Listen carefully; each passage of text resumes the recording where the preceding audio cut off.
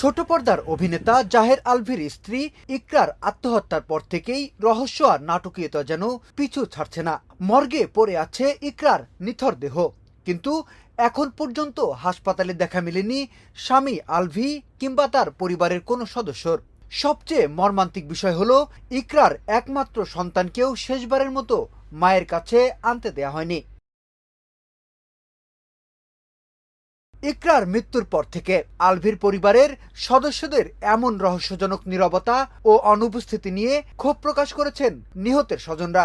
জানা গেছে, আত্মহত্যার খবর পেয়ে ইকরার পরিবারের পক্ষ থেকে আলভির পরিবারের সঙ্গে যোগাযোগের চেষ্টা করা হয়।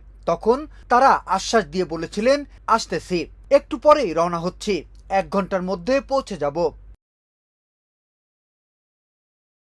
তবে সেই 1 ঘন্টা পেরিয়ে দীর্ঘ সময় পার হলেও এখন পর্যন্ত হাসপাতালে তাদের কারো দেখা মেলেনি। সংবাদ মাধ্যম বা ইকরার পরিবারের অন্যান্য সদস্যরা যোগাযোগের চেষ্টা করেও আলভির পরিবারের কোনো সাড়া পাননি।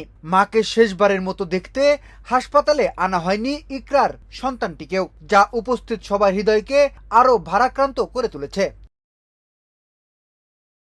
অন্যদিকে স্ত্রীর মৃত্যুর খবর পাওয়ার পরও নেপালে অবস্থান করছেন অভিনেতা জাহের আলভি। কেন তিনি এখনো দেশে পৌঁছাতে পারেননি, এ নিয়ে যখন সমালোচনা চলছে, তখন আলভি তার অবস্থান পরিষ্কার করেছেন। তিনি জানিয়েছেন, হঠাৎ করে নেপাল থেকে ঢাকার ফ্লাইটে টিকিট না পাওয়ার কারণেই তিনি দ্রুত রওনা হতে পারেননি।